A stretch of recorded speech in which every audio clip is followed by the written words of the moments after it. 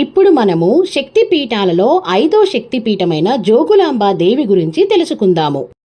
జోగులాంబ దేవాలయం తెలంగాణ రాష్ట్రం జోగులాంబ జిల్లాలోని అలంపూర్లో ఉన్న దేవి ఆలయం. శక్తి రూపమైన జోగులాంబ దేవికి అంకితం చేయబడిన హిందూ దేవాలయం ఇది. 18 అష్టాదశ మహాశక్తి పీఠాలలో ఒకటైన ఈ దేవాలయం తుంగభద్రా నది ఒడ్డున కృష్ణా నదిలో సంగమించే ప్రదేశానికి సమీపంలో ఉంది. అలంపూర్లో 7వ 8వ శతాబ్దాలలో బాదామి చాళుక్యులచే నిర్మించబడి శివునికి అంకితం చేయబడిన 9 శివాలయాల సమూహమైన నవబ్రహ్మ దేవాలయాల సముదాయములోనే ఈ జోగులాంబ దేవి ఉంది. జోగులాంబ దేవాలయంలో జోగులాంబ శివుని రూపమైన బాల బ్రహ్మేశ్వరుడు ప్రధాన దేవతగా ఉన్నారు. జోగులాంబ అనే పదం యోగుల అమ్మ అనే తెలుగు పదం నుండి ఉద్భవించిందని ఇక్కడి స్థానికులు చెబుతారు. 2019లో ఈ దేవాలయాన్ని భారత ప్రభుత్వం ప్రసాద్ తీర్థయాత్ర పునర్జీవయన్ అడ్వాన్స్మెంట్ పథకం కింద చేర్చారు. ఆలయ చరిత్ర. సతీదేవికి చెందిన పైపళ్ళు పడిపోయిన శక్తిపీఠంగా ఈ జోగులాంబ దేవాలయం పరిగణించబడుతూ ఉంది. ఈ దేవాలయం 7వ శతాబ్దంలో నిర్మించబడి 1390లో బహమనీ సుల్తానులచే భూస్థాపితం చేయబడింది. విజయనగర చక్రవర్తి 2వ హరిహర రాయులు బహుమని సుల్తాన్ సైన్యముతో పోరాడడానికి తన సైన్యాన్ని పంపాడని, తదుపరి దాడుల నుండి ఆపడానికి దేవాలయ సముదాయాన్ని పటిష్టపరిచాడని చరిత్రకారులు చెబుతున్నారు. ఈ దాడిలో దేవాలయం దెబ్బతినడంతో జోగులాంబ అమ్మవారు, ఆమె శక్తి రూపాలైన చండి ముండీలను సమీపములోని నవబ్రహ్మ దేవాలయ సముదాయములోని బాలబ్రహ్మ దేవాలయానికి తరలించి దాచిపెట్టారు. అప్పటి నుండి 2005 వరకు అమ్మవారు ఇదే దేవాలయంలో కొలువై పూజలు అందుకున్నారు. 2005లో జోగులాంబ దేవాలయాన్ని పునర్నిర్మించిన తరువాత మళ్ళీ ఆ విగ్రహాలను ఇక్కడ ప్రతిష్ఠించారు. ఇది జోగులాంబ దేవి ఆలయ చరిత్ర. ఇప్పుడు మనం శక్తిపీఠాలలో 6వ శక్తిపీఠమైన భ్రమరాంబికా దేవి గురించి తెలుసుకుందాము. శ్రీశైల ఖండ స్కంద పురాణం ప్రకారం భ్రమరాంబికా దేవి పార్వతీదేవి దివ్యమూల రూపం. ఒకప్పుడు అరుణాసురుడు అనే రాక్షసుడు గాయత్రీదేవి పేరుతో ఉపాసన చేశాడు. అతను ఆ ఉపాసనలో అమరత్వాన్ని కోరుకుంటాడు. గాయత్రీదేవి అటువంటి కోరికను తాను తీర్చలేనని, బ్రహ్మదేవుడు మాత్రమే దానిని చెయ్యగలడని చెప్పింది.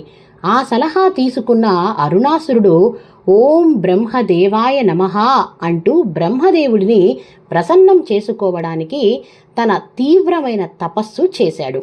అతని ప్రార్థనలు అన్ని లోకాలకు చేరాయి. కష్టాల్లో ఉన్న దేవతలు బ్రహ్మదేవుడిని కలుసుకుంటారు. అరుణాసురుడు కోరిక చాలా తీవ్రమైన కోరికని, దీనికి ఏదైనా చేయమని బ్రహ్మదేవుణ్ణి అభ్యర్థిస్తారు. బ్రహ్మదేవుడు అరుణాసురుని ముందు ప్రత్యక్షమై అతని కోరిక ఏమటని అడుగుతాడు. అతని కోరిక అమరత్వం గురించి విన్న బ్రహ్మదేవుడు అలాంటి కోరిక విశ్వసూత్రాలకు విరుద్ధమని, దానికి బదులు ఏదైనా మరొక కోరికను కోరుకోమని అభ్యర్థించమని కోరుతాడు. అరుణాసురుడు లోతుగా ఆలోచించిన తరువాత 2 కాళ్ళు లేదా 4 కాళ్ల జీవుల వల్ల తాను ఎప్పటికీ మరణాన్ని ఎదుర్కోకూడదని వరం ప్రసాదించమని కోరాడు. బ్రహ్మ అతని కోరికను మన్నిస్తాడు. తనను తాను అమరుడిగా అజేయుడుగా భావించి అరుణాసురుడు తన కోరికను అడ్డంగా పెట్టుకొని ప్రజలను ఇబ్బంది పెడతాడు. ఆ సందర్భంలో దేవతలను కూడా విడిచిపెట్టడు. అతని చేష్టలతో విసిగిపోయిన దేవతలు తమ ఆందోళనను శివుడు పార్వతులతో పంచుకుంటారు. వరం పొందిన తరువాత అరుణాసురుడు దేవతలు సాధువులకు సమస్యలు కలిగించడం ప్రారంభిస్తాడు. అతని అపారమైన శక్తి కారణంగా దేవతలు అతన్ని ఓడించలేకపోయారు. దీంతో వారు దుర్గాదేవి వద్దకు వెళ్లి తమను రక్షించమని ప్రసన్నం చేసుకున్నారు. వారి అభ్యర్థనకు సమాధానంగా దుర్గాదేవి భ్రమరి లేదా భ్రమరాంబిక రూపాన్ని తీసుకుంది. రాక్షసుణ్ణి చంపడానికి అతను పొందిన వరాన్ని భిన్నంగా 1006 కాళ్ల తేనె టీగలను సృష్టించి వాటిని అరుణాసురుడు రాక్షసుడి పైకి వదిలింది. తేనెటీగల దాడికి అరుణాసురు రాక్షసుడు మరణిస్తాడు. ఆ తరువాత అమ్మవారు శ్రీశైలంలో భ్రమరాంబిక రూపములో వెనుతిరిగింది.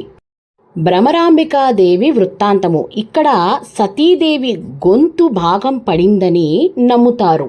సతీదేవి అతి ముఖ్యమైన పీఠమైన శ్రీశైలంలో మహాదేవి స్వయంగా భ్రమరాంబికాదేవిగా కొలువై ఉంటుంది.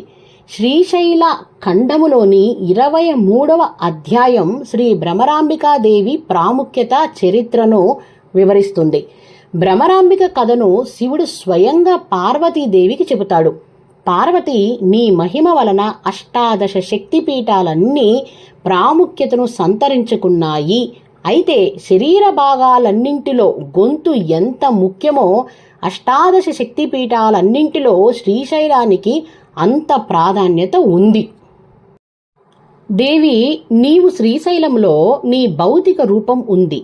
ఈ మహాపీఠంలో శ్రీశైలంలో నా పక్కనే భ్రమరాంబికగా దేవతలందరూ నిన్ను సేవిస్తారు. ఆ విధంగా భ్రమరాంబికాదేవి రూపములో 3 లోకాలను అనేక రకాలుగా కాపాడుతూ ఉన్నావు. ఈ ప్రక్రియ నిరంతరం కొనసాగుతుంది.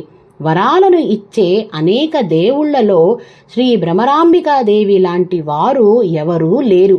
వేదాల తల్లి అని పిలువబడేది ఆమె మాత్రమే అయినప్పటికీ ప్రపంచాన్ని రక్షించడానికి ఆమె చాలా మంది రూపంలో దేవత అవతారాలను అలంకరించింది. భ్రమరాంబికాదేవి దివ్య ఆశీర్వాదం చిరకాలం, దీర్ఘాయువు, విజయము, ఆరోగ్యము, శ్రేయస్సు కోరుకునే భక్తులకు వరాలుగా ప్రసాదిస్తుంది. భ్రమరాంబికా దేవత అనారోగ్యాలను, అకాల మరణాలను నాశనం చేస్తుంది. శుభాలు, అదృష్టం, ఆనందాన్ని ఇస్తుంది. భ్రమరాంబికా దేవి భయాందోళనను, శత్రువులను నాశనం చేస్తుంది. భక్తులు కోరుకున్నదంతా ప్రసాదిస్తుంది. ఆకర్షణ శక్తిని వరిస్తుంది. అపారమైన జ్ఞానాన్ని అందిస్తుంది. ఈ విధంగా భ్రమరాంబిక సకల వరాలను ఇచ్చే దేవతగా శ్రీశైలంలో కొలువు తీరి ఉంది.